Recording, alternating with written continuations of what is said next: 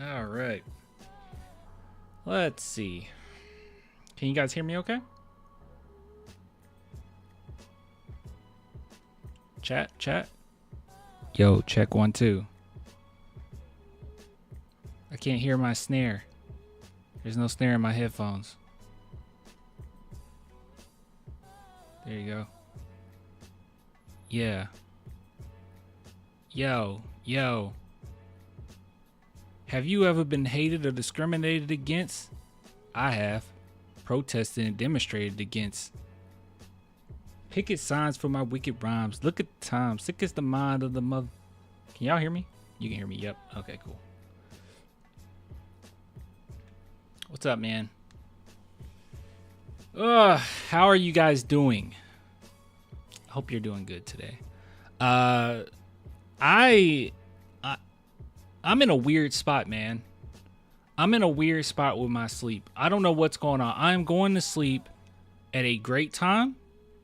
I don't know if it's still like the Japan trip, like still messing with me, but that was a minute ago. Like going to bed at a decent time, getting plenty of hours, and I'm still sleepy, like super sleepy. I don't know what's going on. I'm sleepy right now. Clan, I just watched Soul Plane for the first time, and it was funny.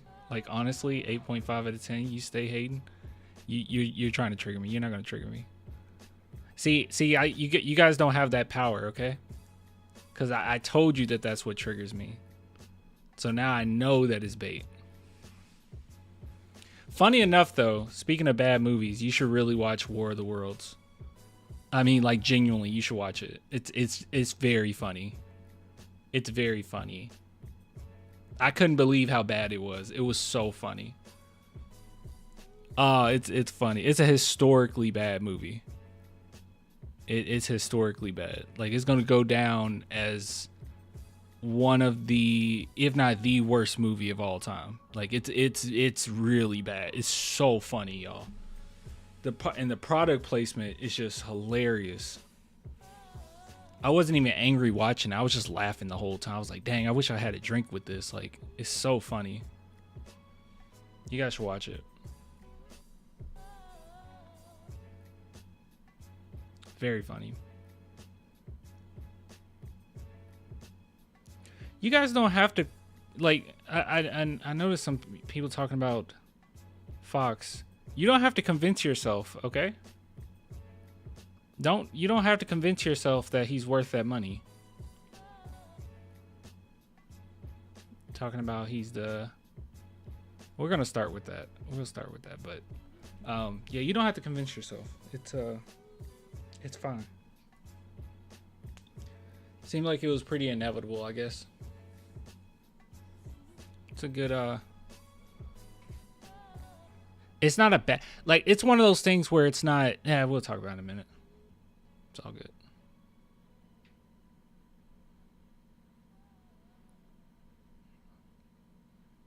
What's good, clan and chat? What's good, free? All right, let's say what's good to everybody that's been in the chat. So, San Antonio Hotspur, Eric, Tex, Brazilian Ghost, Kai. I think that's Kai, or is it Kai? Indicut. Hercules, Abel. Is it Angeline? Angeline? Amadou or Amado. I always say it wrong. Nathan. Power Pole Extend. Oh, that's pretty awesome. Okay. Dragon Ball reference. All right, cool. Surge, Mick. I already said free. Sean. What's up, everybody? Gibbs. What's up? What's good? Have you seen Black Clover Clan? I currently watch. Nah, I'm trying to finish. I'm gonna finish Vinland Saga.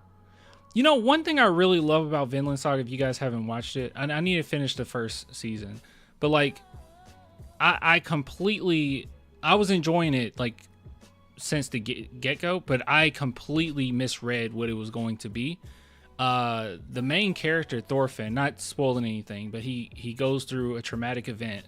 And usually in anime, they make it seem as if like a traumatic event gives you all these superpowers and all of a sudden like you're the coolest character ever when you experience trauma. But I thought that this did a really good job of he's a main character and yeah, he's cool, like as far as his like fighting style, but he's severely damaged. Like he is not a person at peace. Like he is severely damaged. And I thought that was really cool because you're not really used to that with a protagonist who goes through like trauma. Like it just makes them cooler. Like think about any hero or any protagonist in anime and shonen. Usually that's the case, but I felt like they took a much more mature, authentic approach to this character, and I'm really enjoying it for that. I was not expecting that. I thought that like his traumatic event would just make him like so cool and just everything's perfect, but no, like it actually damaged him, and it gives him a flawed worldview as well. Like I think that's cool. He has a very distorted worldview. But if you take like any anime, right? That's not necessarily the case. Like I love me some Tanjiro, but yeah. What anime are you talking about? Oh, Vinland Saga. Sorry, Vinland Saga.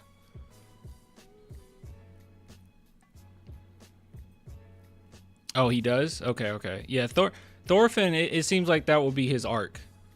That seems like that will be his arc for sure. Yeah. Yeah, I'm really enjoying it thus far. Also, excuse for me to listen to Japanese since I keep mentioning this, but I'm moving to Japan, so trying my best. I'm trying my best to acquire this language. It is not easy, y'all. It is not clicking. I'll be honest with you. But I got to get all the fundamentals down anyway. So I'm going to be spending at least 3 months just getting the fundamentals down. And once that's mastered, then full on immersion. Watch World Trigger if you want to see a non-overpowered protagonist. World Trigger. World Trigger. You know what I really want to see? I want to watch Arcane. I have not watched Arcane.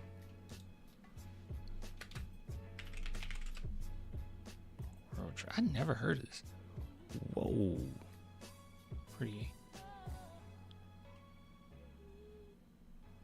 How can I say this? If I go to Letterboxd, maybe. Hopefully it's on Letterboxd. Let's see.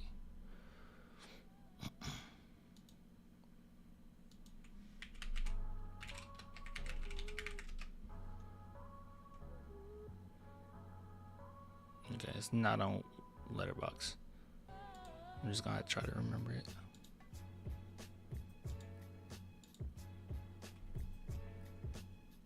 I just started the time I got reincarnated as a slime, and it's low-key good. Yeah, I heard about that. If you like Arcane, you'll like To Be Hero X. Well, I never even watched Arcane. How long you use the background music for is something you've been doing since you started. This background music? No, we've been using like a different one, but it got copyright claim. So I don't know why it got copyright claim when it was from YouTube's own library, but whatever.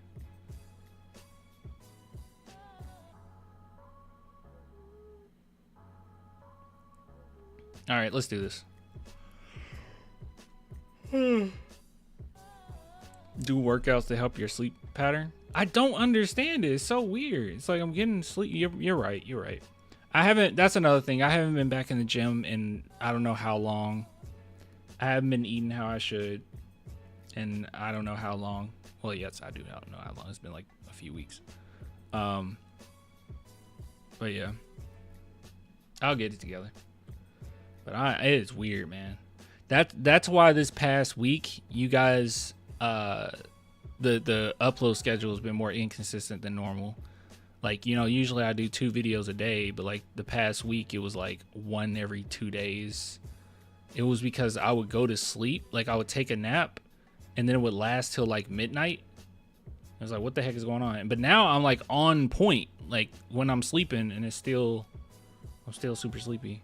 I've been dealing with strange sleep patterns myself. A good thing workout does make a difference. It does make a difference.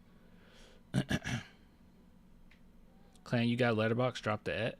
It's Clan the Film Fan. Yeah. Clan the film fan. Let me see. It's right here. Oops. Should it be profile? Yeah.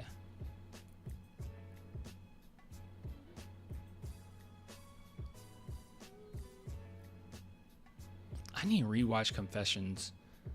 Like, since I know the story, I should rewatch Confessions like in the next few weeks. Not few weeks. Next few months with no subtitles. Just to listen to the language. I've seen the movie like several times. One of my favorite movies. Dude, RRR is so good, isn't it? So I made a list here.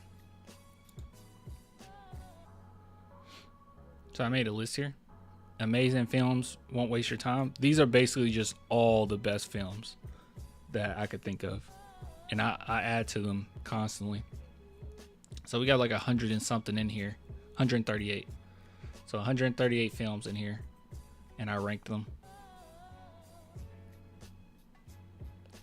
Honestly, Decision to Leave probably should be a little higher, if I'm being real. Decision to Leave probably should be over Old Boy.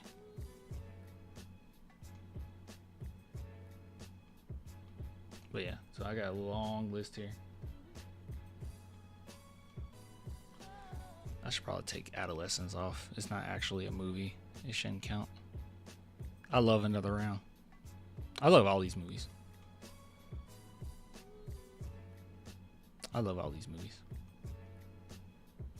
Concrete Utopia is like a low-key masterpiece. I'm not gonna lie to you. You should watch that.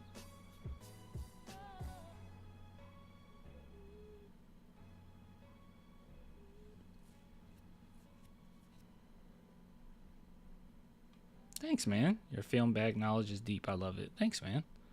I watch a lot of movies. At least I try to. My expectations or my standards, I would say my standards are pretty high. One that no one has seen, like every time I bring this up, people are like, yeah, I never seen it, is Memories of Matsuko. Please watch it. Please watch it if you can find it. I love Upgrade. Upgrade's so good. That one's underrated. See, that's what I'm saying. Like, my standard is high, so when Venom came out, I was like, this is crap. And I was like, Upgrade did it better. Whiplash on your list? Of course Whiplash is on my list. Are you kidding me? Let's see, where do we put Whiplash? It's 49. Yeah, Whiplash goated. Battle Royale, the original Hunger Games. That's another reason I don't like Hunger Games that much. Like, I only seen the first one, but I was like, this is just a watered down Battle Royale. Yeah, and I got that 30.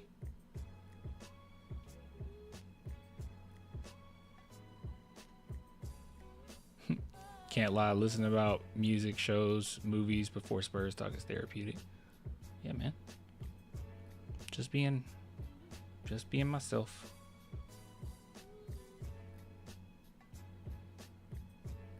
Any other movie you guys want to throw out there? I never seen Vanilla Sky. By the way, unironically, Puss in Boots is one of the greatest films I've ever watched. Paddington just makes me happy, but Puss in Boots genuinely is one of the greatest movies I've ever seen. In the Mood for Love? Never heard of that.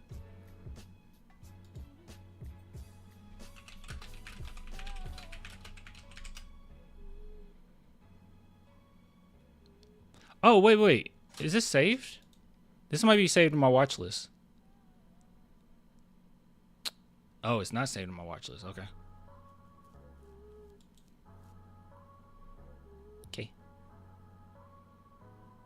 It's Chinese, right? Is this a Chinese film?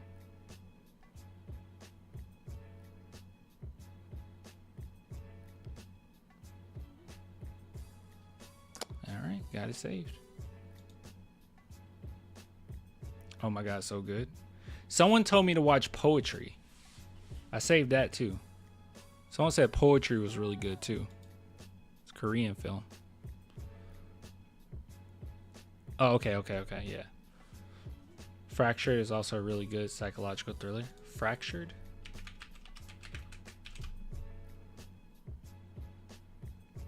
20. What year? I'm assuming you mean 2019. Maybe? Right, you mean 2019? Have you seen Bro? I got that saved. That's on my watch list. Yeah, first one. All right.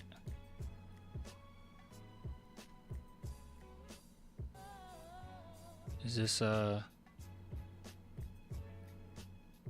doesn't make a difference for me, but I was gonna ask if this an American film or not.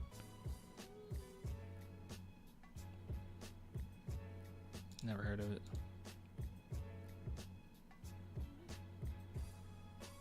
American? Oh, okay.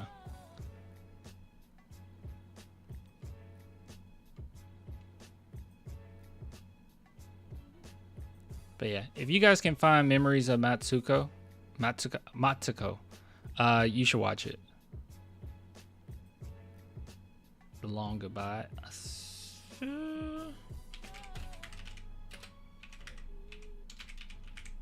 Do you have a Letterboxd? I've never. Wait, which one? There's a lot of them. 1973, 2020. Yeah, I just followed you. Okay, first one. Okay.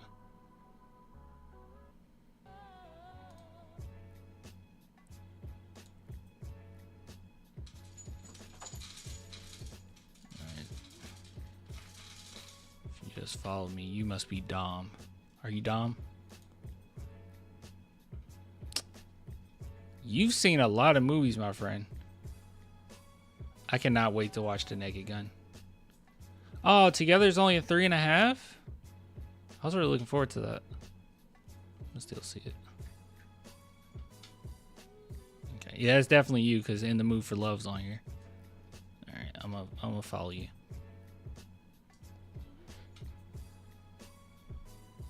No, I loved it. Low key should be a 4. Okay. Yeah, I know it's like, we don't get too many body horror movies, right? And it's like a body horror film. We don't get too many of those anymore. Fly is one of my favorite movies, man. It's awesome. All right, let's talk about the Spurs. Butterfly Effect. I used to like Butterfly Effect a long time ago, and then I rewatched it like when I was older. It's not that great. Like it's a little silly at times. Have you seen The Man from Nowhere? I have, but I need to rewatch it. In your list of VHS movies, it's not on that list, but I have seen quite a few VHS movies. Right, quite a few. I've seen like 2 or 3. They're all right. Japanese movie, Homunculus. All right, that'll be the last one I add on here. What the heck? Did I spell that right? Homunculus. Never heard of this. Never heard. Oh, is it? It looked like people are divided. People are very divided on this one. Is it controversial or something? Maybe not that many people have seen it. That might be. Yeah, it's only 69 people that have seen it. That does not really count. All right. Yeah, I'm not crazy about Butterfly Effect. Also, I usually consider 3.5 a pretty good rating, especially for horror. Yeah, I had to make like my own like little list. Yeah, 3.5 for me is just good. 3 is pretty okay. 4 is great. 4.5 almost perfect, but like I don't know. I usually like with my 4.5s. A lot of times it's like I acknowledge that this is like really, really, really good, and sometimes it's just like personal. How did I feel after watching it? Type deal. You know, if I wasn't like severely impacted by it, it might not get a 5. I don't know. It gets super subjective. I mean, all of it's subjective. It gets super subjective from a 4.5 to a 5. Like to get a 5, I just gotta really be. I have to think about it for several days. You know. RRR was like that. I don't know if I actually gave A Tale of Two Sisters a 5, even though it's one of my favorite movies. It should get a 5 though. Yeah, I gave it a 5. Confession. If I didn't get that at 5, I'm slapping myself. Nah, I'm slapping myself. Get that a 5. No reason it's not a 5. Stop.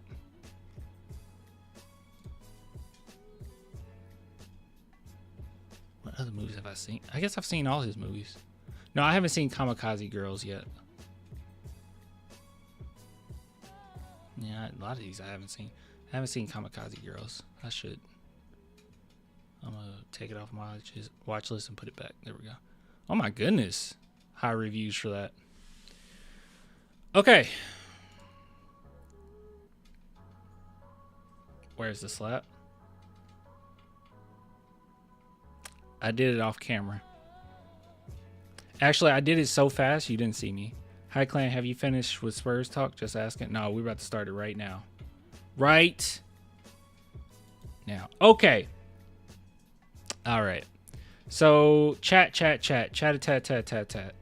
So earlier on in the chat, I saw quite a few people talking about it. And I want to say we don't have to go out of our way to justify this extension. Okay. I saw a few people in the chat. You see Angeline. Was it Angeline?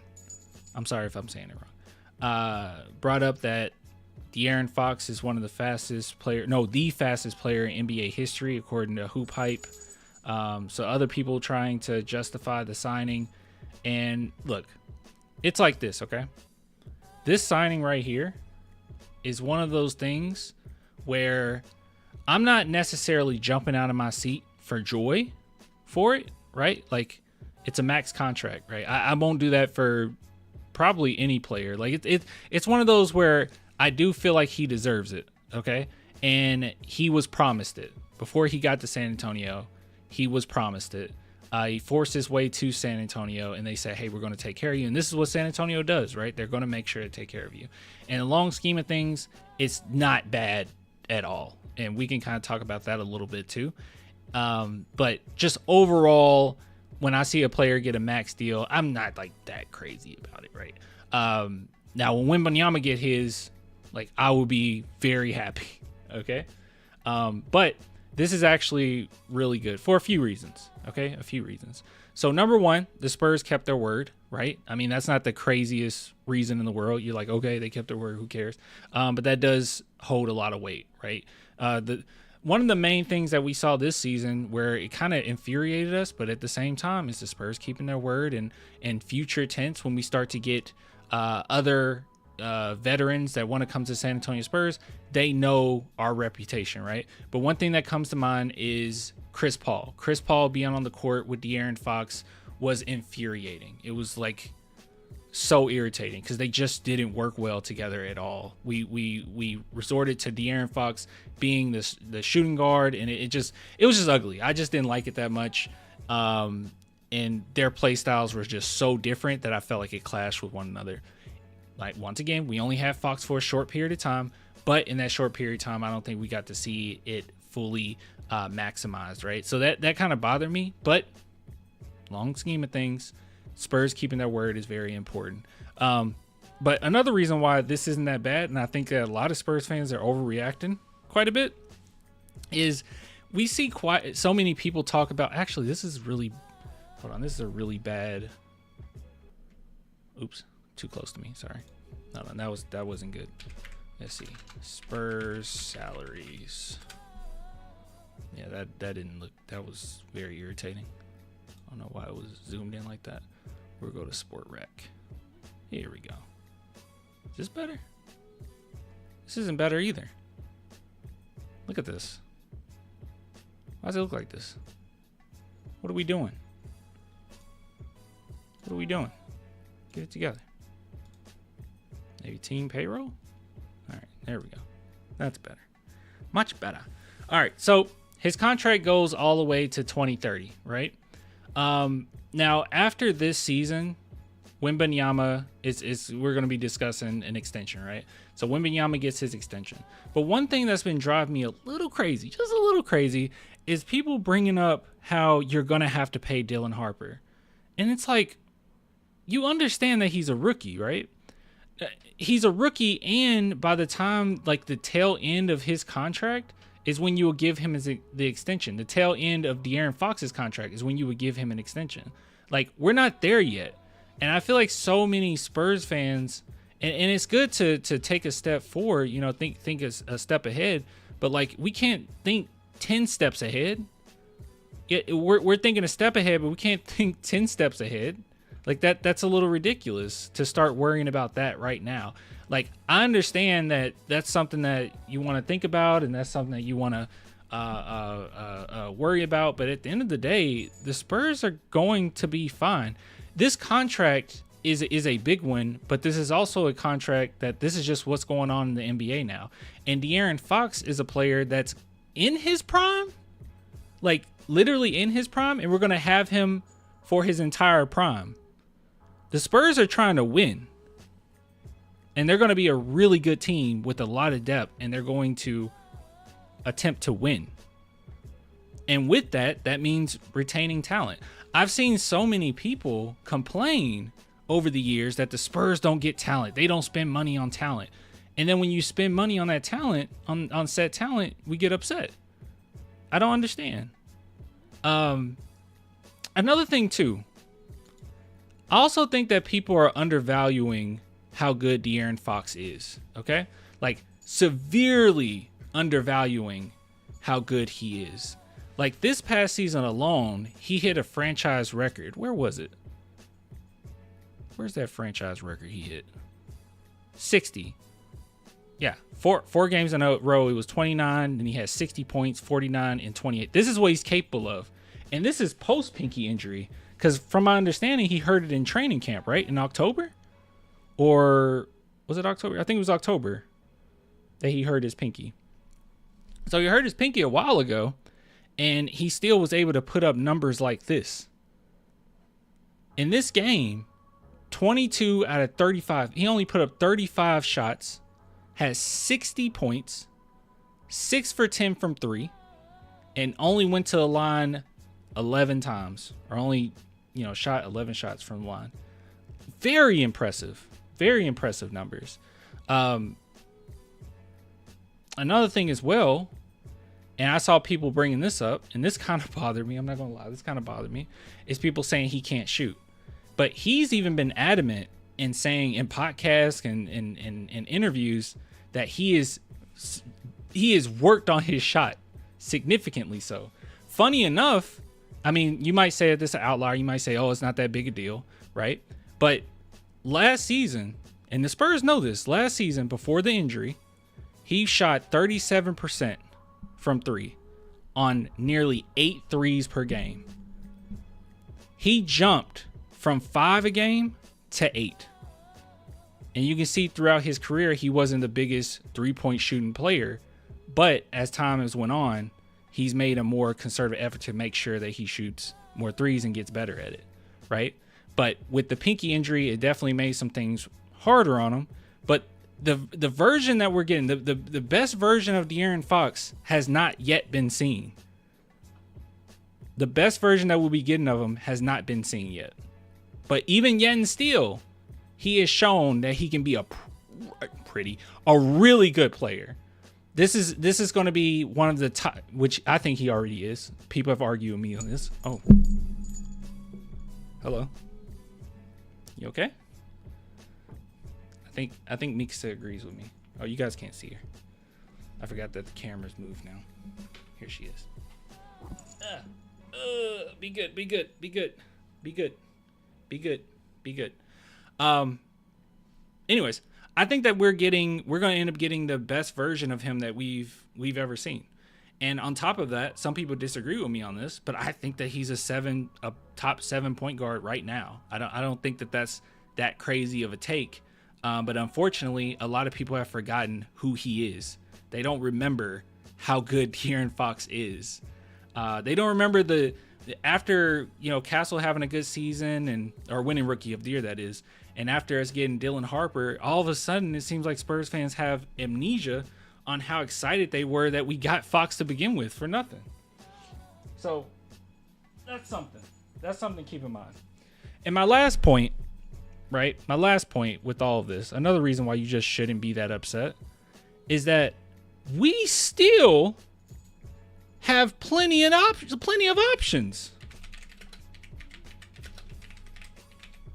With the new CBA, the most important thing now is drafting, right? Getting smart contracts and getting the most out of young guys. That contracts aren't that crazy. And guys, the Spurs have given up virtually nothing. We still have a lot of draft capital. We still have a lot of ways of getting depth for the cheap.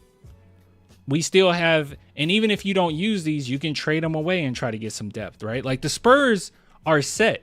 So I don't quite understand the issue here. They've already thought ahead.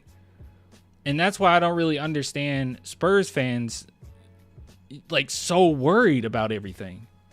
I just don't get it. There's things to worry about. Like let's worry about, as a fan, like me personally, what am I worried about? I'm worried about how quickly this team will be able to gel. Like I know we have all the talent. It's just a matter of how quick will it be able to gel. Because I think they're talented enough to make a run in the playoffs. But you have to get to that point. You have to have some type of chemistry to get to that point. And that's the only thing. I'm just wondering how everything's going to fit, which I think they're going to play off of each other very well on paper. I just want to see how quickly it happens. That's something I'm worried about. But as far as the future, this should have been set in stone that we should not be worried about that far ahead, because we've talked about this already. The Spurs are set. We're good. Draft capital like crazy, right? As far as when you're worried about signing certain guys, that's going to be at the end of the contract. 5 years, though. You're getting him throughout his entire prime. The best De'Aaron Fox. And I think a lot of people just undervalue him a little bit. Not to mention he's one of the most clutch players in the NBA, which will definitely come into play and help us come playoff time.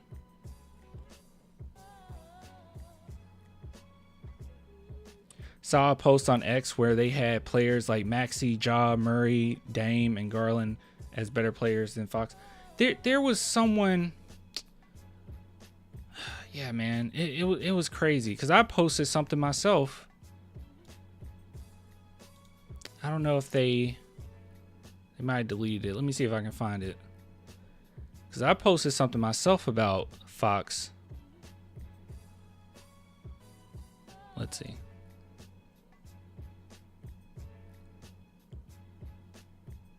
There was a post that I saw. Maybe it's not on here. But yeah, but I think it might have been another post, and I said that he's like a top 7 player or something like that. And someone just listed off all of these players, and they said they're better than him. I'm like, really? They had him at like 17 as far as top point guards. Just very disrespectful. Just very disrespectful. Bias Houston? That was a Houston fan account? Never mind. That doesn't matter. I thought it was a Spurs fan. Yeah, Houston fans are very delusional.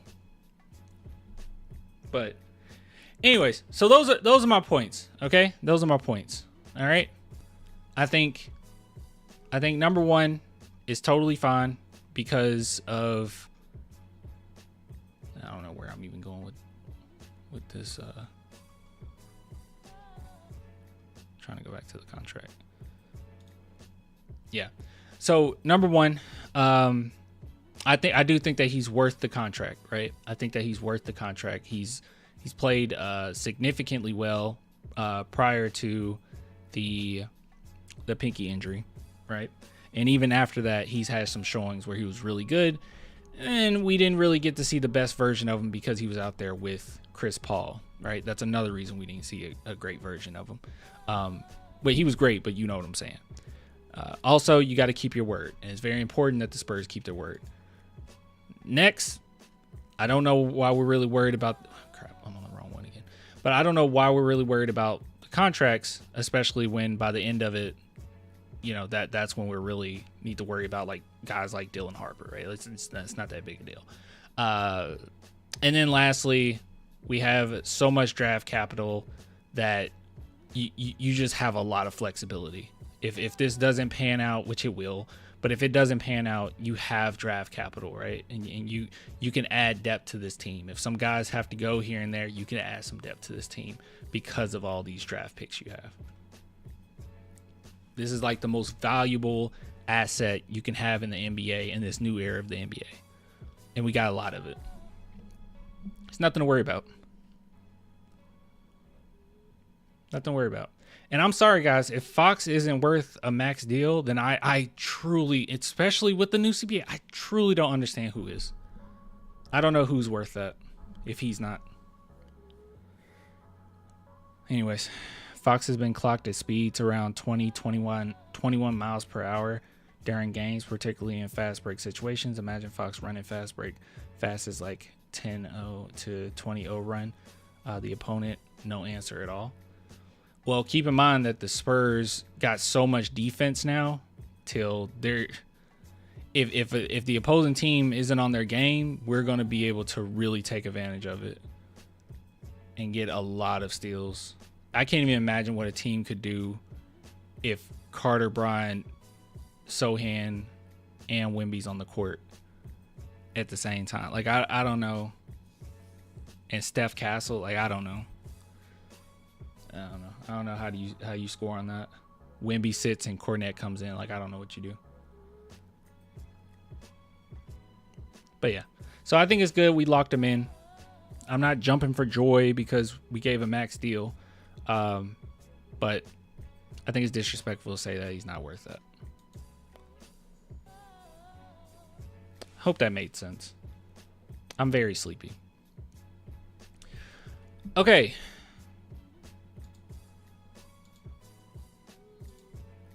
Next.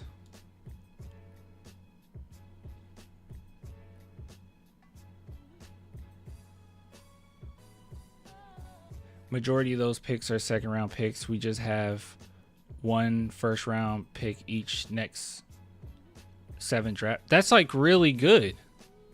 What do you mean? Multiple second round picks is a good thing. I mean, that's fine. You can trade those. Make things happen.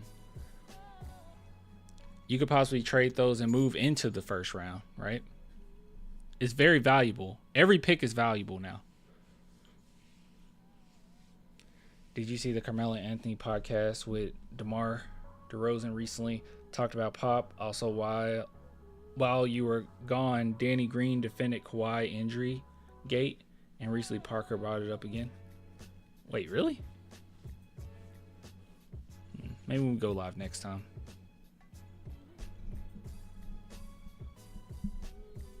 Yeah. Basically underselling his value because they don't actually watch him much. You talking about Fox? Fox admitted he doesn't want to use his speedy play style the longer he's in the league. That's why he appears to be slower.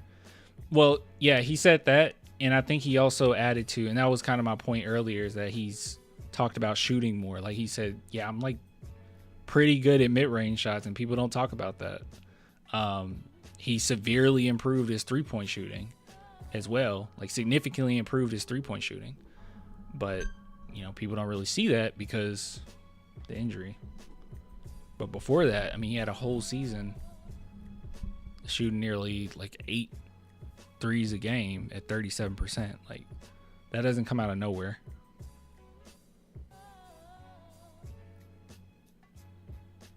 But yeah.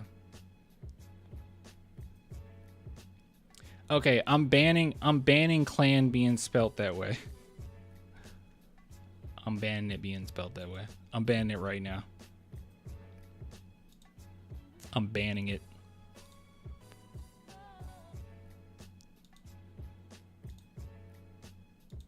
Okay, I don't know how. Oh, here it is. Yep, it's banned now. There we go. I know, man.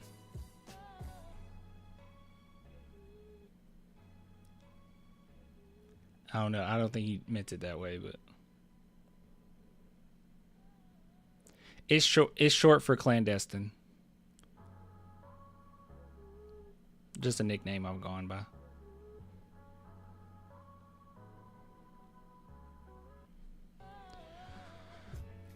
Alrighty.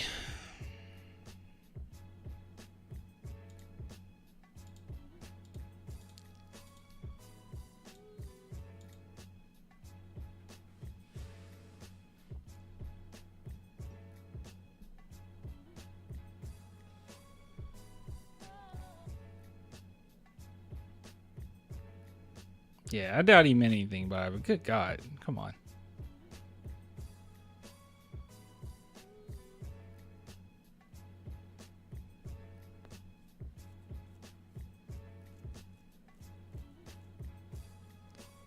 Who's our second most valuable player? Castle, Harper, or Fox? Fox. Yeah. I mean, I appreciate you asking, but like, yeah, who's our second most valuable player? Castle, Harper, or Fox? It's definitely Fox right now. I mean, he's going into his prime. I mean, or in the middle of his prime. Like, for several years, he's going to be in his prime. And then it's Harper, I think.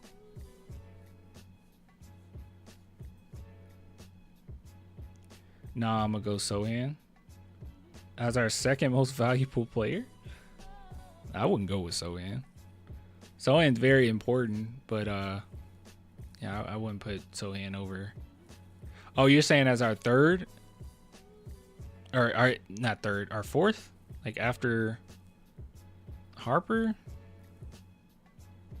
I don't know. He's an elite defender, though. I'm playing, but I for real am big on Sohan. Yeah, Sohan's dope. Sohan's a really good player. Too many Spurs fans just undervalue our players. Okay, so I haven't seen this, but I think that this is Spurs praise. I think De'Aaron Fox extends with Spurs. So can we say this? I want to say this. Brian Windhorst, as far as mainstream media, he's one of the best, is he not? Like, he's very honest. I don't see any takes that are just bad necessarily. He's not super reactionary. I really like him. We went over enough of Windhorst that I could just say it straight up. I really like him. I can't really recall any times that I've disliked this dude. And it's not just that he's, you know, big on the Spurs. It's just, he's just honest, man. And he breaks things down. I remember he was having an argument or a debate with Stephen A. Smith, and they were just on two different wavelengths, man. This guy is very knowledgeable. I like Windhorst. Let's see if that changes. We'll vouch for the fact that San Antonio has got more going for it than people want to give it credit for. I think It's not going to change. I still like him. It's very much a growing city. per capita, there's as many facial and head tattoos in San Antonio as anywhere in America. But in serious, Was that a joke or is that for real? Is that for real, y'all? Or was that just a joke?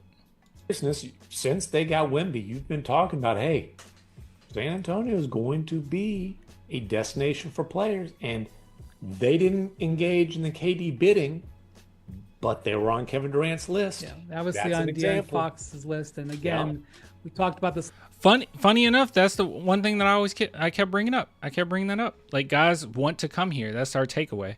Like, even if they don't end up coming here, guys want to. A little bit with the Knicks. The next superstar player that becomes available. I don't know if that player will say the Spurs are on his list, but there's no doubt that they will consider the Spurs. Yep. And that is important when we talk about whether you can trade a contract and optionality and pick position and expiring contracts. You know, we're not looking to start any aggregation here, but there's a reason we're bringing it up. We're not just filling time. Well, there's only so many players in the league that if you say over under on MVPs 1.5, you take the over. Victor's one of them. Yeah, that I like that praise. I like that praise. Yeah, no, he's absolutely correct. Yeah, a lot of guys want to come to San Antonio. We're in a really good position right now. I just don't understand being upset. I saw quite a few people bringing up like, oh, De'Aaron Fox is going to put a wrench in our plans. And I'm just like, do you just not like him, or have you seen him play before and you didn't like his game? Like, I don't understand what we're talking about here. Like, it's gotten so ridiculous to the point where we're seeing people, or I've seen people bring up De'Aaron Fox and saying, well, isn't it redundant to have Fox and Harper on the team because they play the exact same way? I have no idea what people are talking about with that. Harper has to obviously, improve as a shooter and everything, but De'Aaron Fox has improved as a shooter. He has. Even though you can look at his 3-point percentage this year and be like, oh, it wasn't that great. It was the pinky injury. You take the year before that, prior to that, his numbers really high, nearly 38% from three on like 8 shot attempts from three. He's shooting way more mid-range. Someone in the chat brought up that he slowed down his game quite a bit because he doesn't want to just be a downhill drive point guard. He's had many performances where it showed how good he is, and he is going into his prime, if not already in it. He hit a franchise record with the Kings, hitting 60 points. But the whole idea that these two are redundant, I don't think that at all. I also think that Harper's a really good player off ball. He's shown that in college, that he's really good off ball. Off ball catch and shooter, off ball cutter. He's really good at that. So I'm confused. There's nothing to really worry about. Nothing to worry about. Near the end of this contract, we'll figure some things out, reevaluate. But at the end of the day, you have so much draft capital, and that opens up the door for you in so many ways. Like, for instance, right, if you need to drop a player, like let's say Keldon, if the Spurs need to drop Keldon, and I don't think any teams really wanted Keldon when they were trying to trade him away. They were able to keep him with getting De'Aaron Fox, so that was really good. But if they were to send off Keldon or something like that, I'm just thinking of a player that because he's making like 17, I think. We don't have to check on that right now, but I think he's making about 17. So let's say you try to move Keldon.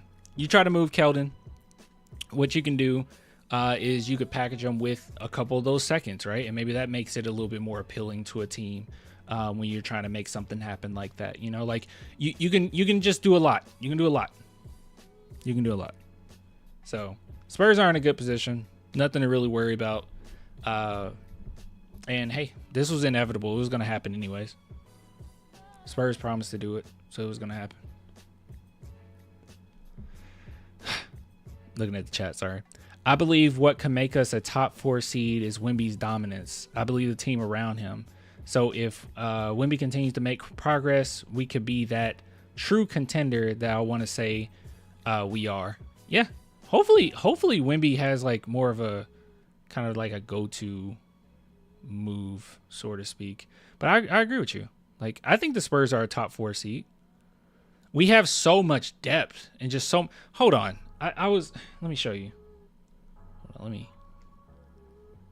just bring up the roster for a second.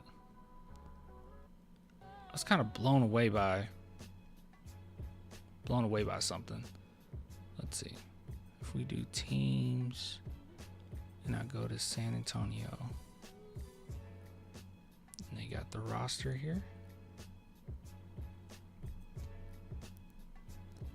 All right, let's do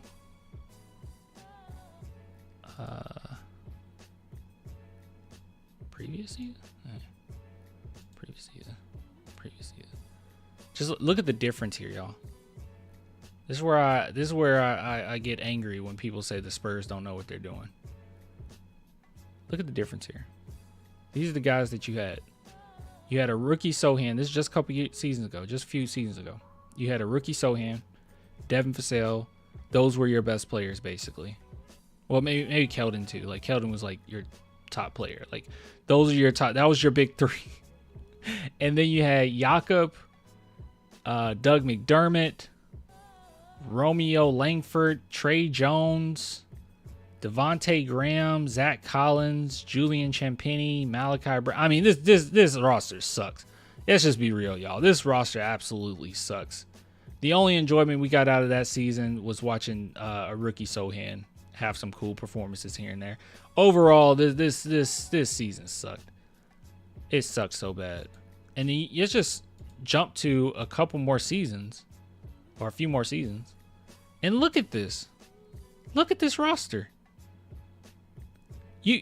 We're so good that our top three, our big three, a few years ago, are our role players now. That's how much depth we have.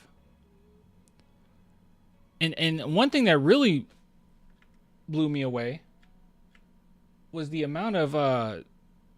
sheer amount of defense, man.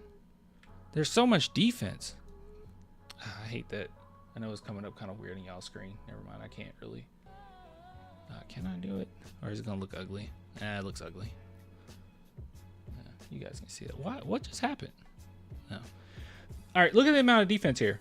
Sohan, elite defender. Wemby, generational defender. Julian Champagny, good defender. Devin Vassell, good defender. Steph Castle, great defender. Bassey probably isn't playing, right? Carter Bryant, great defender. Dylan Harper, good defender. De'Aaron Fox, good defender. Very underrated defender, mind you. Luke Cornett, great defender. Like, you have a lot of defenders.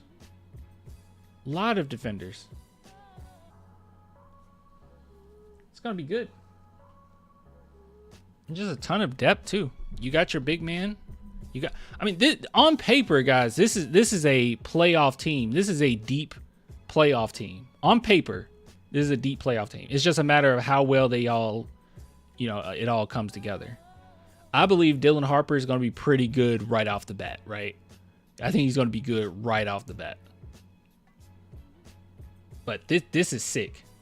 Healthy roster. If they're healthy, this is a sick roster. This is a very difficult team to beat. Very difficult team to beat.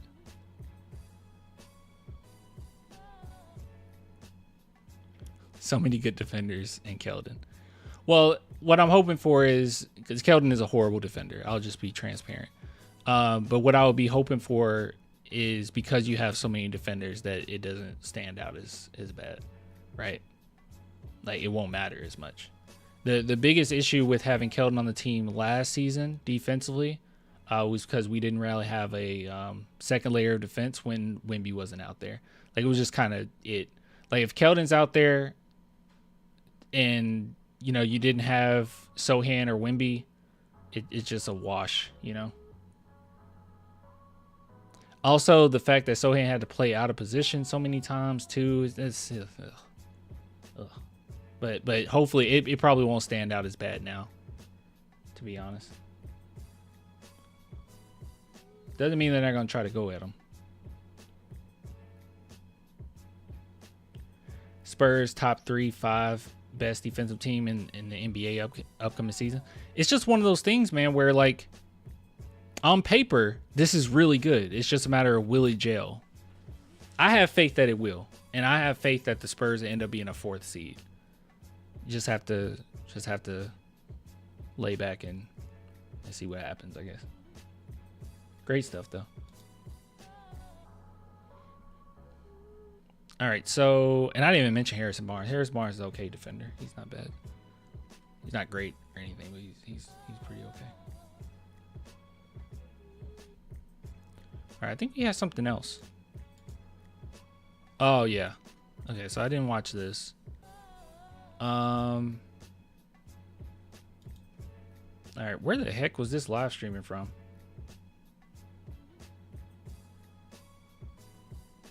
Oh, yeah, I forgot about Mitch Johnson. Been so focused on the players, I forgot about Mitch Johnson. He says we will just hope that Mitch Johnson brings the best out of all of our team. Yeah, we'll see. All right, so apparently Giannis can't get enough of San Antonio. I haven't watched this. Is this from a live stream? I guess this looks like Instagram. 5,000 people. That either you watched or, a chance to get a jersey. What do you think you guys would want? I know my answer. From any athlete? Sure. I know my answer. Living, deceased, anybody. I was trying to move the. Probably say maybe like a club from Tiger Woods. That's a good one. It's a good one. Tigers, a goat. Okay, they're talking about memorabilia. I want Wemby first rookie card ever. Wemby? Yeah. Wemby, yeah. Wemby. I think he's gonna be one of the best players in the league in the next couple of years. That's a great compliment. I think he'll have a very great career moving forward. So I just maybe like a jersey, his first jersey, or his first basketball shoe. Hey, you guys can't even see his eyes. I don't know why it's cutting off like that. This is a lot of praise. Good God. You guys say that I glaze. Tampering? A little bit. That's a great compliment. I think he'll have a very great career moving forward. So I just maybe like a jersey, his first jersey, or his first basketball shoe when he played in his first NBA game, or the first ball. Oh my God! When he scored his first point. It's either you got to go with Wemby, Steph, LeBron, MJ. Like that's me. This is crazy praise. This is crazy praise. I mean, do you want his draws too? That's me. Yeah, those are great investments. What would you get? Great investments. That's crazy. He's not wrong. So, mind you, he's not wrong, right? Like, I've said many different times that I feel like he's gonna, and this is crazy coming from me, okay? Because I never give anybody this, and I know it might come across as like bias, but I didn't even give Tim Duncan this, okay? I really do think that Wemby has a legitimate shot to end up being as great, if not surpassing Michael Jordan as the greatest player of all time. Like, I think that he legitimately could do it. And the main thing is, lots of guys have come through the league with talent, a lot of talent, right? Freakish ability, but the competitiveness is what stands out with Wemby. Like, he has the competitiveness of a Kobe, of a MJ. He's in the same cloth of a Tim Duncan. He's cut from the same cloth as those guys. And we've already seen it, even though, we didn't get too many big games yet, but we've already seen it, whether it be the Olympics or whether it just be his French coach, talking about him and talking about how great he actually is and how he reminds him of Kobe. Just his overall work ethic. He reminds me of some of the greats, and I think that he'll end up doing that. Like, the reason why I can never put like LeBron, I don't get angry about it like I used to, like when people did the LeBron or Jordan debate. I don't really get angry about it anymore. But I think a big part of it is that it's not that LeBron isn't competitive. His competitiveness is inconsistent, and I think that a lot of things that he do throughout his career is mostly for his image. Like, I've seen him in the finals where he'll put up like crazy amount of points. I'm like, oh my God, like this is one of the greatest players we've ever seen. And then once it's kind of shown that his team don't have that much of a chance, he just kind of gives up, right? Like, he just checks out. Like, I think back on when he went against the Golden State Warriors, and J.R. Smith made that really boneheaded, play at the end of that first game, that game one. The entire game, LeBron was just killing them. They had no answer for him. He ended up putting up like 50 points. But then after that mistake from J.R. Smith, LeBron sat away from his teammates, and then you went into the finals, or not the finals, sorry. You went into overtime, and he checked out. Completely checked out.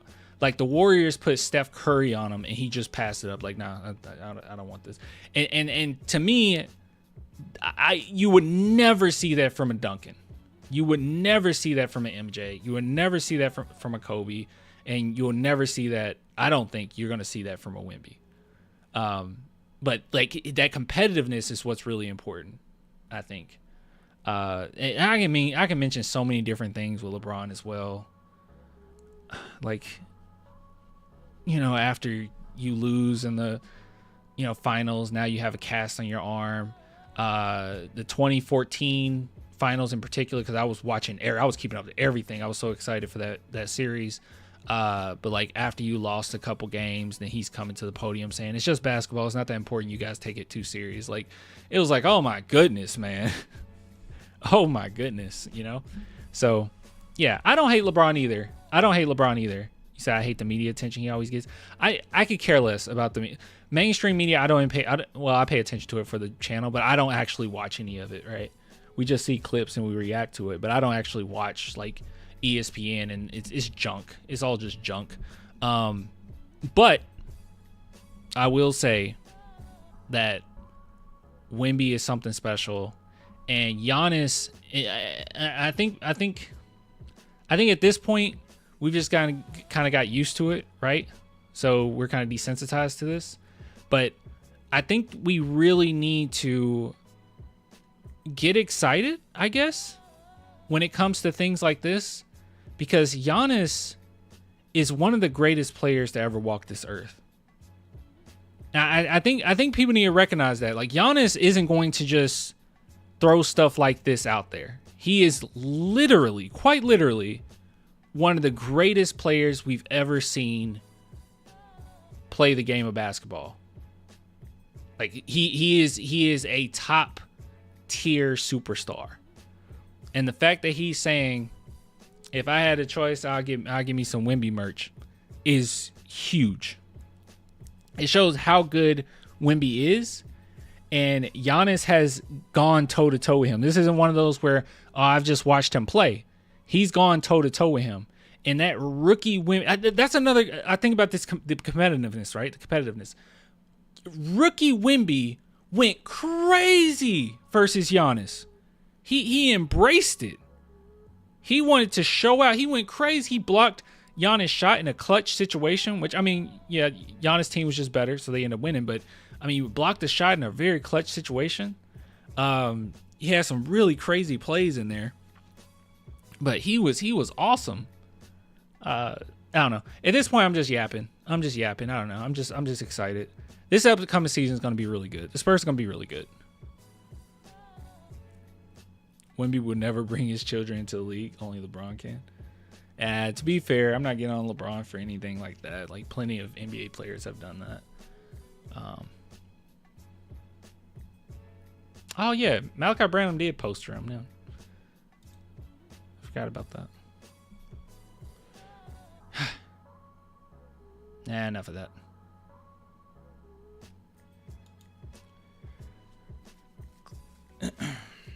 Planet shows that Giannis is very humble and down to earth. Other players like LeBron wouldn't say it because of ego. LeBron has praised the crap out of Wemby now. He has praised him. I mean, he basically gave him his, he did, right? He gave him his nickname. So,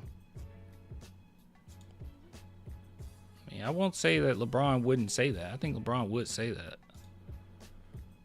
But it's a lot of stuff with LeBron that just rubs me the wrong way, to be honest, though. Like, I'm not crazy about the whole, like, making a Space Jam 2. Like, what are we doing? What are you making a Space Jam 2 for?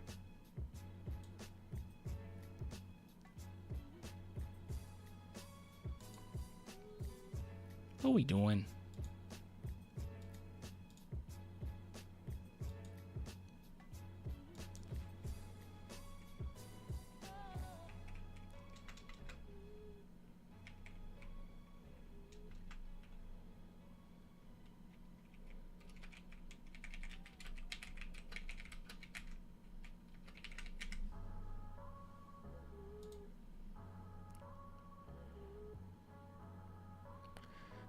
LeBron is being put in the corner. Lakers are catering to Luka. Yeah, obviously.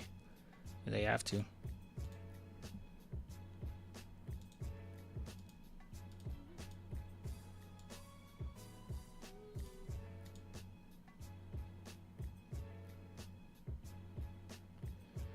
How was Japan? Did you see the Goku's temple? I didn't see a Goku's temple.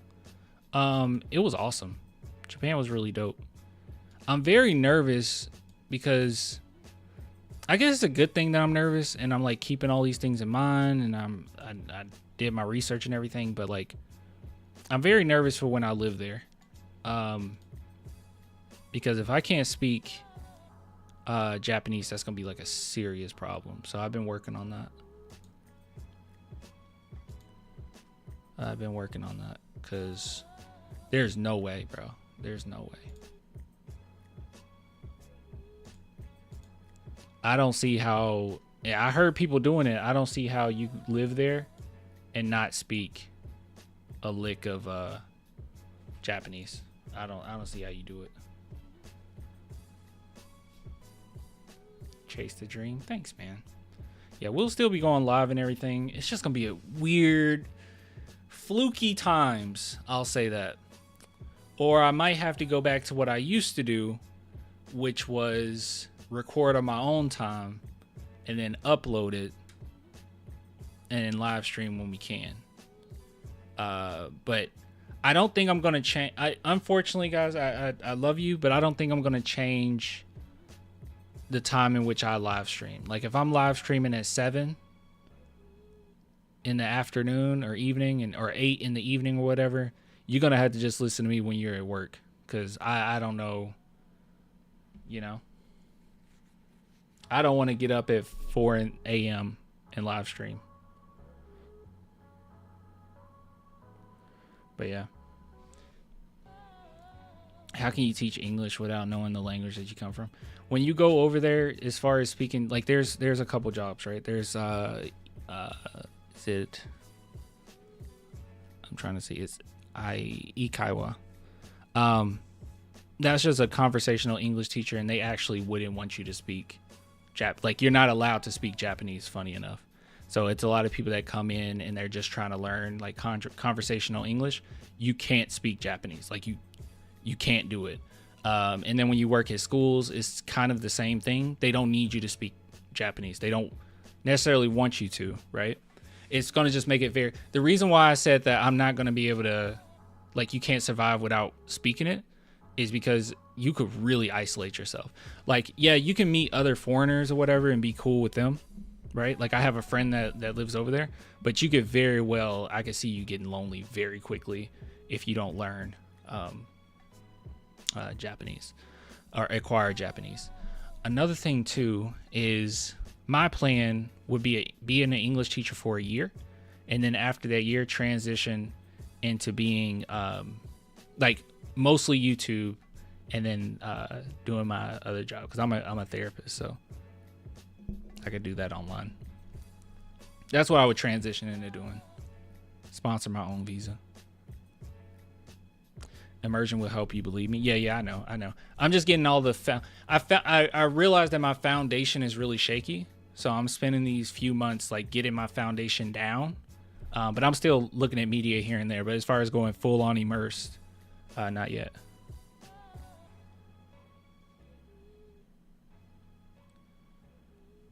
Oh, okay. Oh, I just thought if you want to teach them from a low level of English, you need to reference something in order for them. Okay, so yeah, when you work, by the way, if any of you guys have like a bachelor's degree and you want to do this, you can do this.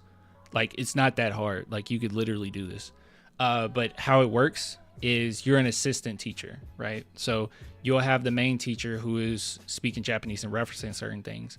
And your main thing is just to, I guess it depends on what school you're at, but your main thing overall is to just correct misspellings.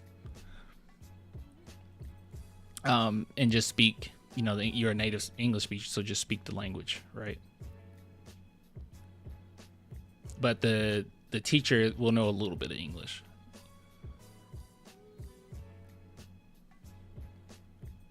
Yeah, no one speaks English there, dude.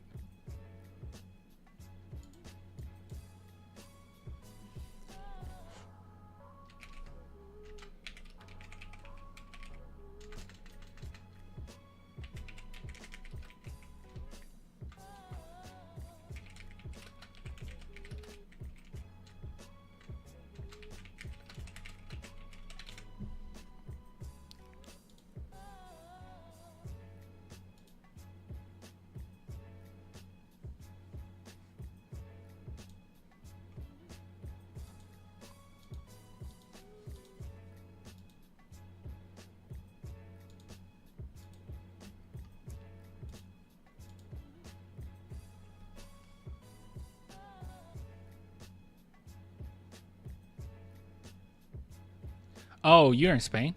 I know we have that in Spain too. Like, we have native teachers along with the normal teacher. Oh, I got you. That's what I'm saying. Like, And Japanese is so difficult as an English speaker because it's just completely opposite.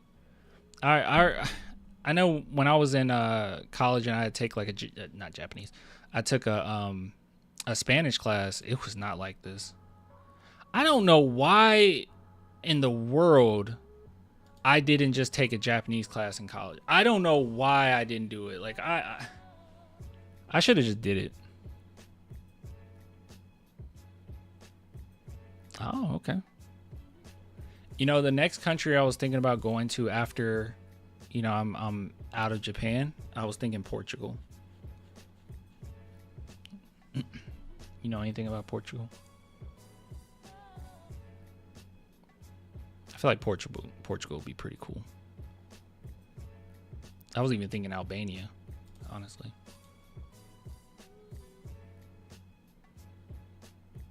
Where the heck? Hold on, let's change this to. Is that what? Oh, okay. I got confused for a minute.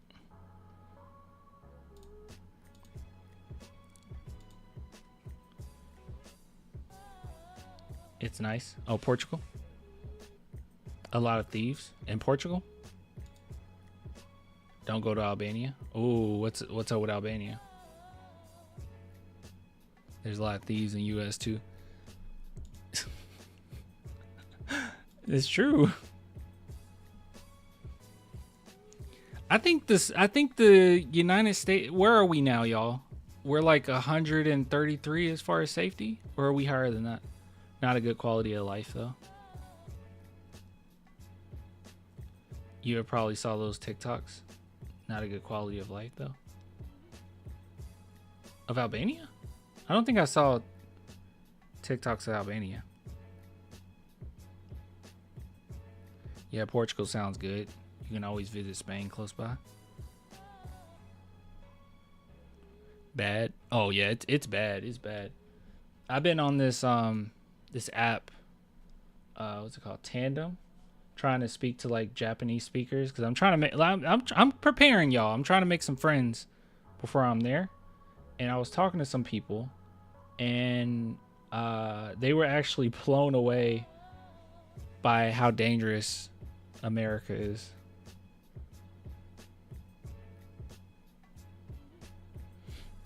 We were talking about that. A few people talk. Probably like, well, nothing happened to me, so it's not dangerous. But this is a very dangerous country. And I'm not even one of those people that can say nothing happened to me. That's actually not true. I told you guys this before, but I ended up I was just walking at a park and I got jumped by like 20 gang members when I was 18.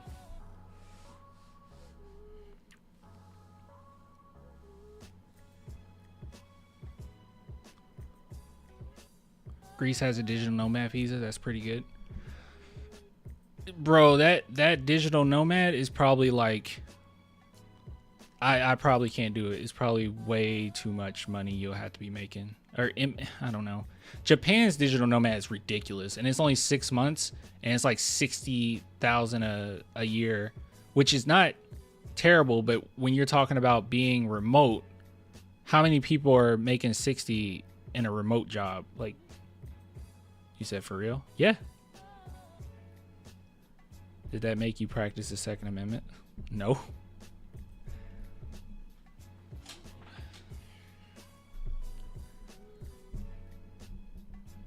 Nah. That wouldn't have done that. I think a lot of times, like, this is just the truth, or at least this is just how I feel. I think a lot of times when we say like, man, if I had a gun, but in actuality, bro, like, number one, you don't know how. Look, I'm here today, right? I didn't die, right? I'm here today. It sucked. Did they deserve getting shot? Yeah, obviously. But I'm here today, right? But we don't know how that would have went down. Don't know if they have something on them. You just don't know. You just don't know, right? And number two, a lot of times having a gun doesn't actually save you. Like, you don't know how you're going to react in that time. You can be the most well-trained person in the world, and you don't know. We have cops constantly making like bonehead decisions, who's trained with guns. Guns scare me. I would hate if my country had guns. I think I'm not somebody that's like take everyone's guns away or nothing like that. I'm not that type of person. I think that if you just help shape a society where people are happier or don't, aren't so mentally, I almost cursed. Also, just so mentally messed up due to just how many of us are in poverty, and the system just isn't that great towards us, just Americans in general. Not giving us health care, like it's a lot that you could do. I think if you just started helping the people, we wouldn't see as many like crazy. Yeah, it's the system, man. Yeah, I just feel like you wouldn't see as many crazy like mass shootings all the time if you start with that. I think it's a byproduct of that. There should definitely be some restrictions, though. I mean, I'll be honest. There should be some restrictions. Like certain guns, I'm like, what's the point of that? Why do we need that? But I will be honest, man. It was very nice walking around Japan and not really thinking about that. First off, I'm taller and bigger than most people there, right? So I'm right off the bat. Maybe if I was a woman, I would feel a little different. But right off the bat, I'm feeling all right? And then you top of that with no one has a weapon, maybe a knife, but I think you get arrested pretty quickly even having a knife in Japan. I was told this. That's something I actually didn't research. When you go to Japan, you switch to a katana sword. Oh, that would be kind of dope. I'm not gonna lie. That would be kind of dope. Yeah, that would be kind of dope.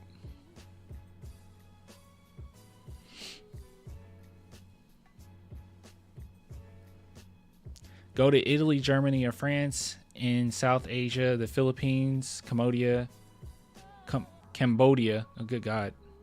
Thailand, Laos, Indonesia, Singapore, Vietnam, good to visit. My friend is actually getting ready to go to Vietnam on, I think she said Friday. She's really looking forward to that.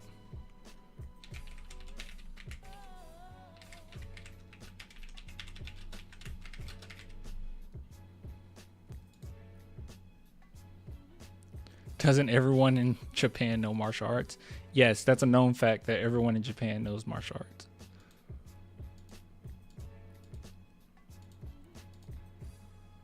Every single one of them. Even the babies. Sohan averaging 20 in the Euro games. Dude, I didn't even know we were.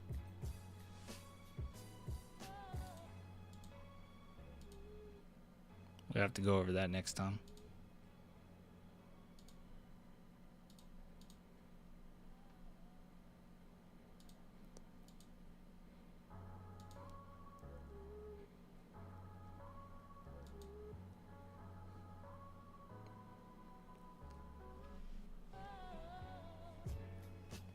Everyone drifts too, yeah.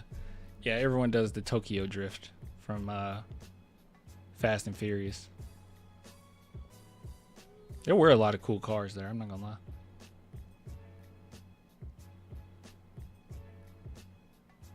According to that documentary, what's it called? Tokyo?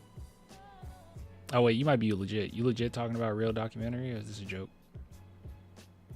Texas is one of the worst too. At least Oklahoma has casinos and dispensaries.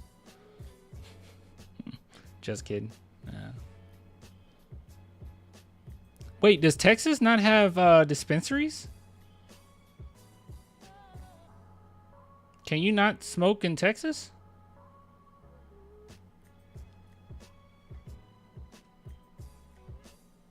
I need to know this.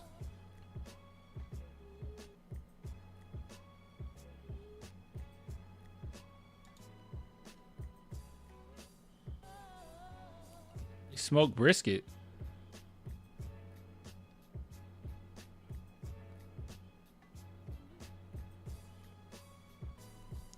You say I'll make friends with Godzilla. That way no one will mess with you. There's a lot of Godzilla stuff there. I wish I was a big Godzilla fan. I love Godzilla -1. I love that movie so much. Cried like a baby. Went to see it twice. But yeah. Are you not here in Texas? No. I'm not from Texas. No, I'm legitimately asking y'all. Like, Texas don't have dispensaries? Is marijuana illegal in Texas?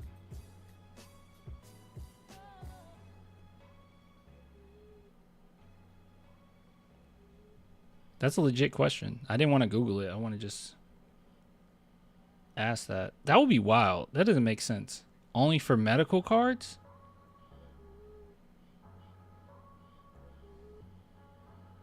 Oh, wait. Is Delta 9 okay in tech? That's crazy. Get with the times, bro. What are y'all doing?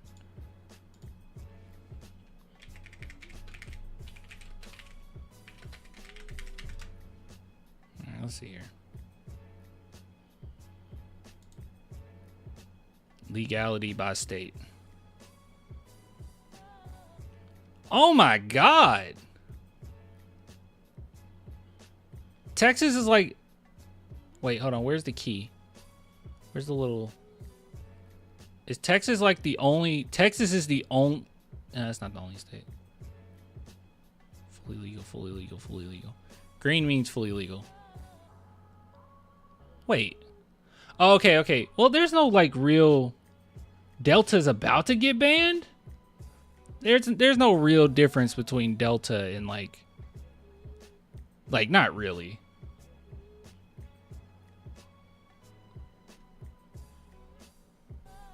What does orange mean?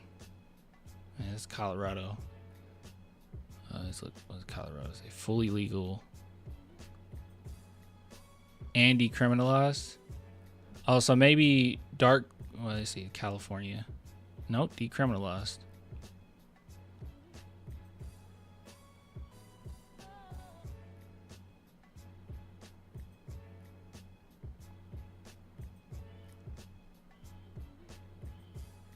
Criminalizing marijuana is like stupid to me. Going to jail over that is so stupid to me. Is that Illinois? Fully legal, yes, yet. Okay, yeah, I'm very confused.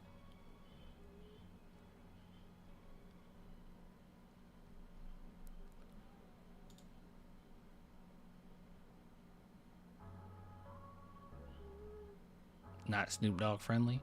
It is indeed not Snoop Dogg friendly. You are correct. It is indeed. All right, here we go.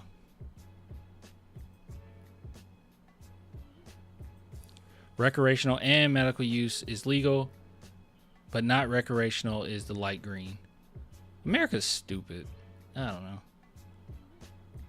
I think it's a little silly that it's not, because I know it's illegal in Japan, like fully illegal in Japan.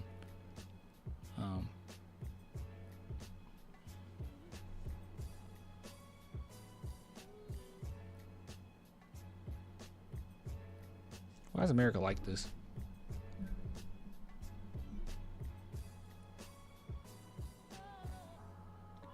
Notice who is behind the South? Yeah, it's always the South, man. It's always the South. Funny enough, I've never been to the North. The furthest north I've been is...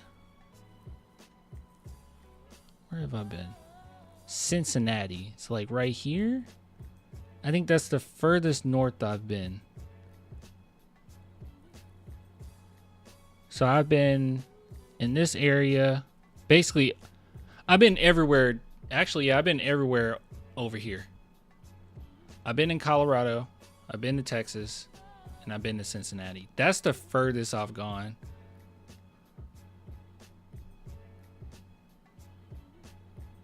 I should like... I don't know. I should check out Vermont or something. Never been to Vermont.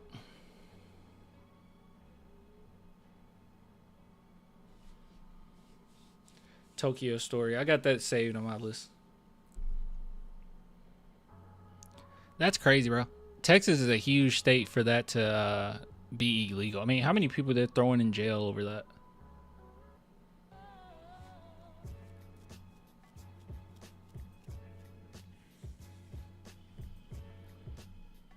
Wild. Wild.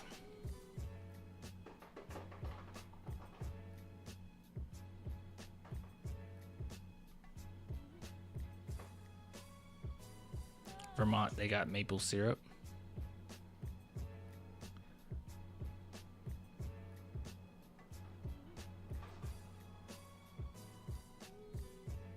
Yeah, Texas sucks. Texas sucks. Not the people. Well, no, a lot of Texas people suck too. But San Antonio people are cool. And Austin people seem to be pretty cool. Dallas people, they come across as a little arrogant. When I've been to Dallas, they come across a little arrogant. Dallas people are a little arrogant, I'm not gonna lie to you. And then Houston people bother me a little bit. Watch it. Hey, I'm being honest here, okay? Like I said, San Antonians are cool. Austin people seem cool. Dallas people, I don't know. They're all just seem so selfish. I live in Texas and I can assure you it does suck. El Paso. What are you saying? It's cool there too, or?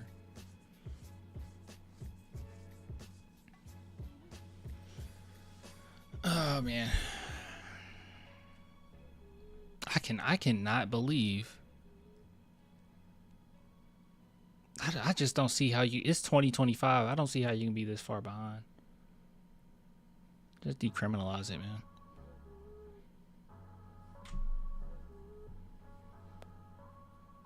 Why is our country like this? It should just be like all countries agree on that. Split like this is just so stupid. What's the difference? No, excuse me. What's the difference of me like of someone smoking right here and then smoking on this area of land in the same country? Like what noticeable difference is there? Like what's the point of that? And the sad thing about this is all their neighboring states, it's legal. All the neighboring states of Texas, it's legal. Oklahoma? I mean, I know it says no recreational use, but like Oklahoma?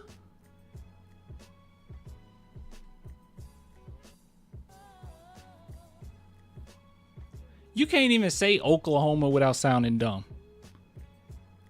That just sounds southern. Just Oklahoma? Come on. Mississippi, Alabama, y'all. Come on, Texas. What are you doing?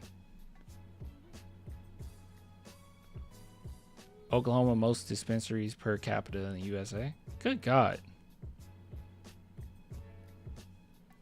Oklahoma is Native American. There's plenty of Native Americans in Texas, right?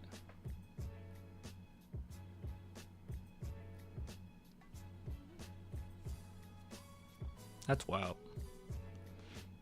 I do want to visit Vermont, though. I'm not going to lie. I've never been north. Vermont seems very pretty.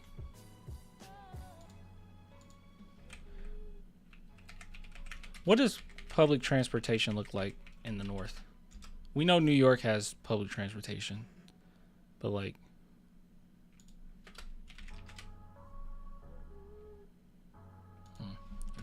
map.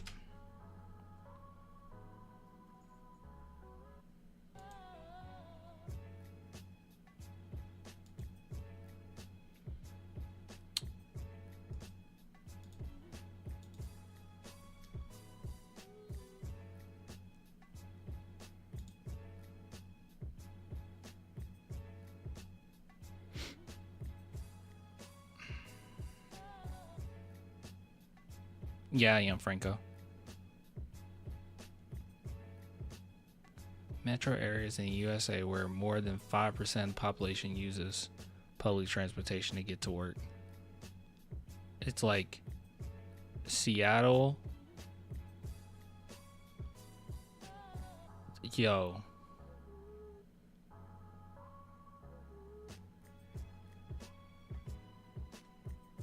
Oh, I didn't know that about Oklahoma.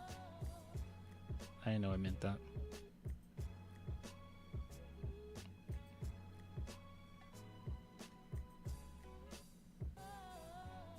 You were stationed in Vermont back in the day? Vermont looks so nice, though.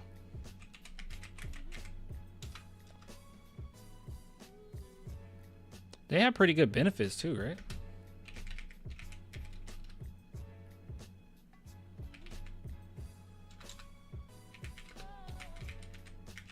I don't even know what I would type in to find that.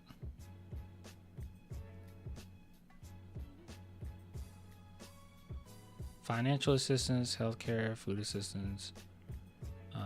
Programs provide monthly cash payments and support services to help individuals and families with basic needs like housing and utilities. That sounds good. I was just trying to see like pictures of Vermont though. It looks really nice. It's very pretty. Yeah, Vermont's very pretty.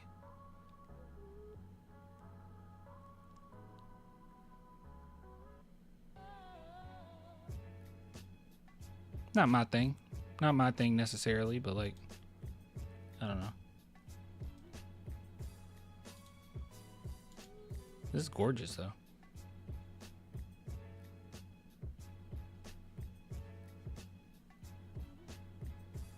Vermont is hipster paradise. Oh, I would fit in then. Yeah, too expensive for the common folk.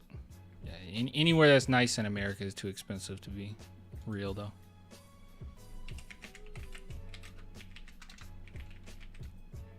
Oh, we were going to look up safety.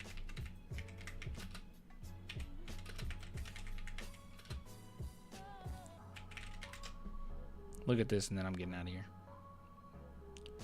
Safest countries in the world, 2025. Let's go. Jeez, Russia, get it together. My goodness. All right, let's see here.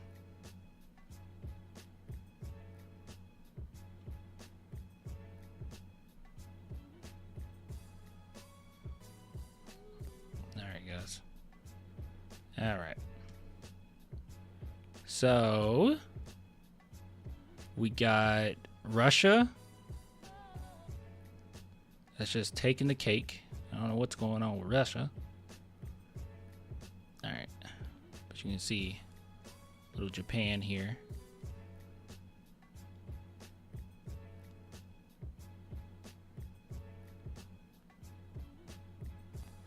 All right. Anyways, let's see. Number one is Iceland, Austria, Ireland, as far as safest countries in the world. Portugal, that's where I want to be. Canada. I did not realize Canada was this high. I guess Russia is safer than Ukraine. I bet it is. I bet Russia is safer than Ukraine. Did you go to any Japanese restaurants when you were out there? Yeah, I went to multiple. They were delicious, bro. Their food is so good. Yeah, anyways. All right, Portugal, Denmark. I thought Denmark would have been one. I didn't realize Canada would be this high. What I would want to do is to be in Japan, go to Portugal for a little while, and then settle in Canada. That's what I want to do. We'll see how that actually goes. I don't know. I don't know what that would take. Canada, that is. I don't know what Canada would take. Okay, here's Japan. So Japan is top, was that 20? 4, 5, 6, 7, 8, 9, 10, 11, 12, 13, 14, 15, 16, 17. Top 17. Let's see. Australia. Australia's that high. Okay, this is what I was not expecting. I wasn't expecting Australia and Canada to be that high. They're so safe. All right, let's find where good old USA is. There's the United Kingdom. There's Italy, South Korea, Argentina. We're still going. We're still going. We're still going. We're still going. We're still moving. There's a lot of countries here. India, Kenya, South Africa. There's the United States right behind Brazil. There we are. Jeez, dude.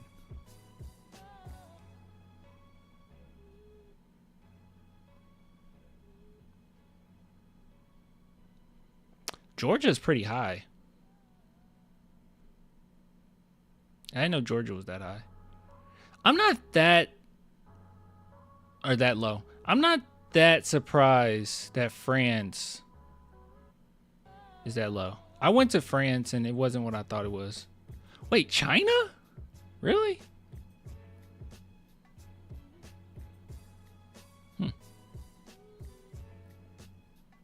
There's less people clan. Wait, where?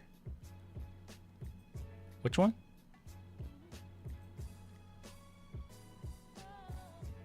China?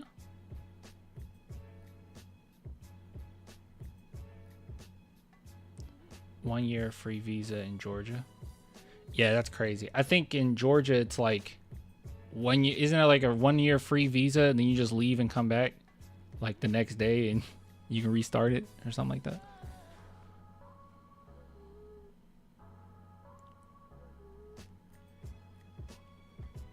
All right, you see what the lowest is. You see what the most dangerous country is. Yemen. Somebody said that earlier. Sudan. Oh, there's Ukraine. Iraq. North Korea. No surprise there. Turkey. Mexico. Yeah, no surprise there. And good old USA. Right there with them. Not that far off. That's crazy.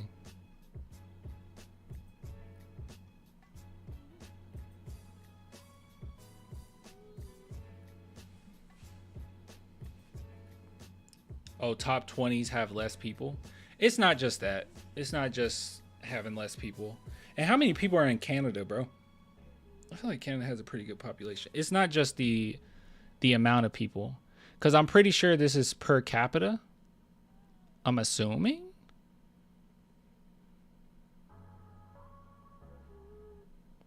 If it's per capita, then that wouldn't matter.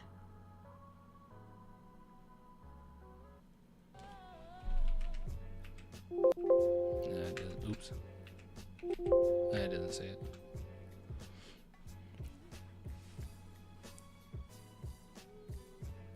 Of course it is. Yeah, it's per cap. It wouldn't matter. Yeah, if it's per capita, then it doesn't matter. This will be accurate in how dangerous or safe a country is.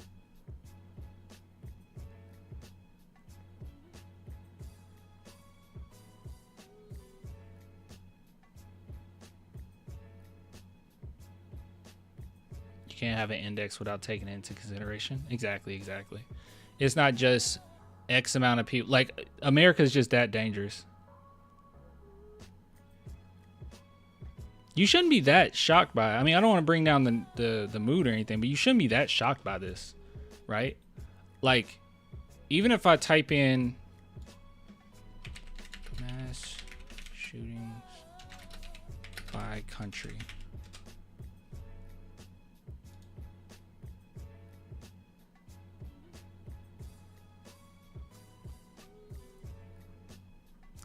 Hold on. Mass shootings, Canada. So we do Canada. Let's say per year. Check this out.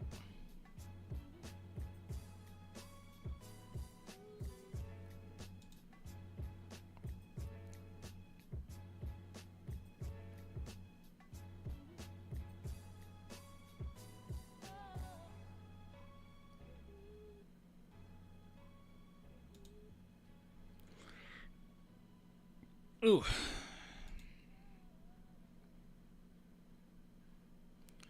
All right, so if we look at, let's see, what is this? If you look at like mass shootings, right? Between 1998 and 2019, let's see.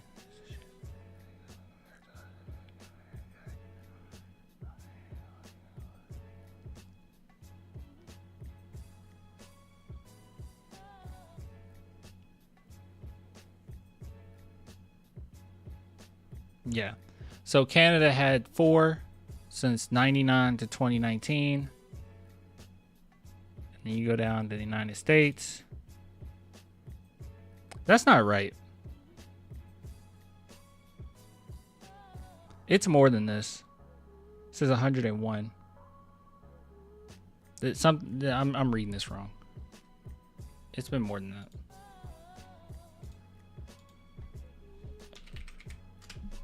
We're gonna chat GPT this.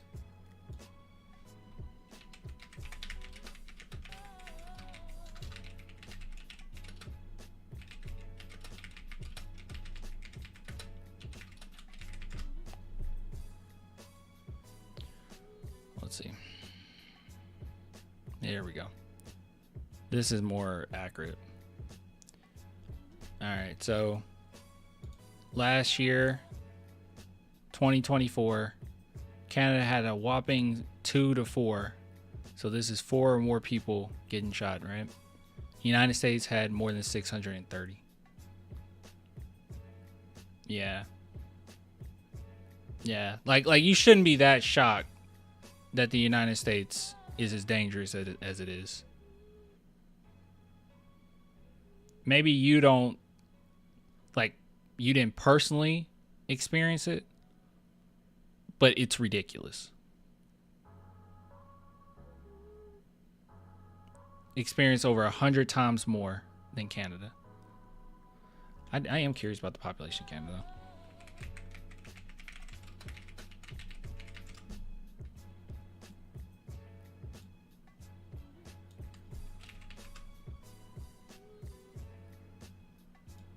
Canada got like 50 million?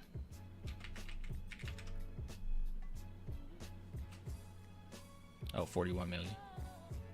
It's not that many people in Canada. Way more people in the United States. It's not that many people in Canada.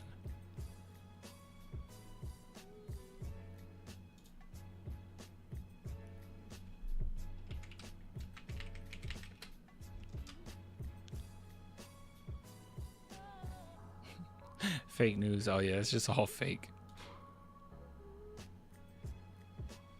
Close your eyes, plug your ears. It's all fake. Here in Canada is really expensive to live too.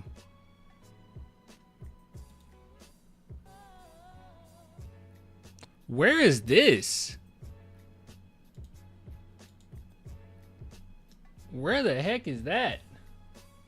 Take me there right now. Oh my goodness, dude. Take me there right now.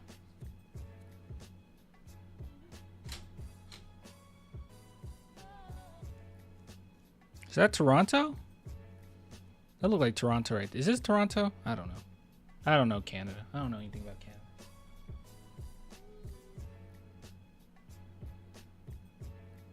Is that Vancouver? I don't know. The only I've been to Vancouver, but it was only because of the airport, so I haven't really been there. Toronto looks like Vancouver to me. I thought it was Toronto because of this thing.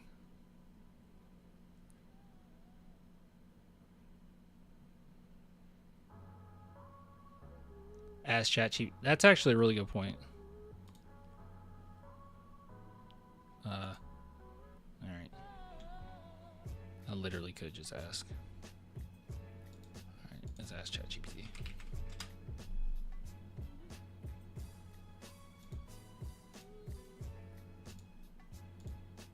All right. Where is this?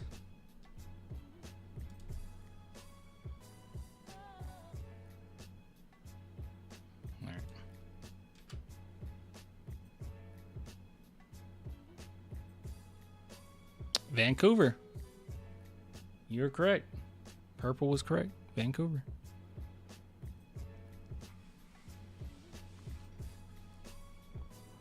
Vancouver, British Columbia, Canada. AI art? Nah. No, that's an image. You know, I know ChatGPT gets like AI gets a bad rap, rightfully so, but I think just for certain reasons that it should get a bad rap. Stuff like this, I think, is pretty awesome. I'm not gonna lie.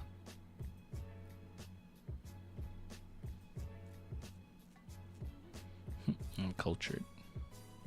You're definitely cultured. You got it right.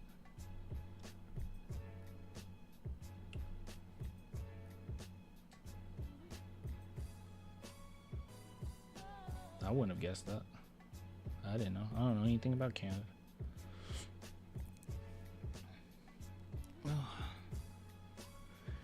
Ooh.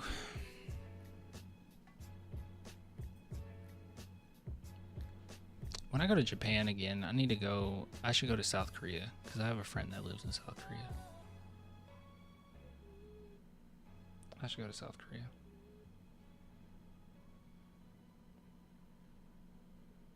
I don't know what it looks like for South Korea. Busan? Yeah. Yeah, I'm gonna take the train to Busan. What we talking about, jumped in? I'm literally getting ready to get off. I was on longer than I expected to be on. I don't know what we were talking about the safest countries in the world, how United States is like at the bottom. And then we started comparing it to Canada. And then I found this image and I thought it was pretty. And then we asked ChatGPT, where is this? And someone in the chat guessed that it was Vancouver, and they were correct. North Korea is safe. Yeah, North Korea is great. I think it's very telling that North Korea and South Korea is right next to each other. Then you look on the safety scale, North Korea is like all the way at the bottom, and South Korea is all the way at the top. I think that's very telling. Because you'll see, where was South Korea? Yeah, look, South Korea is like pretty high. And then North Korea is all the way down here. That's pathetic. Top 30s? Yeah.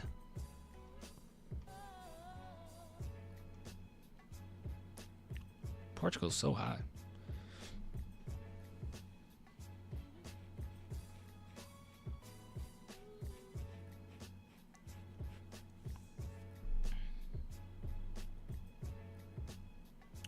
All right, y'all. I'm hopping off. I will be back Thursday night because we did 3 segments. So I'll be back Thursday night.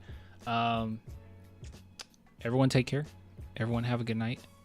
I'm very sleepy. Obviously, my sleep is very strange. I don't know what's going on with me, but hopefully tonight gets the job done. So I will see you guys next time. Everyone have a good night. I appreciate the love.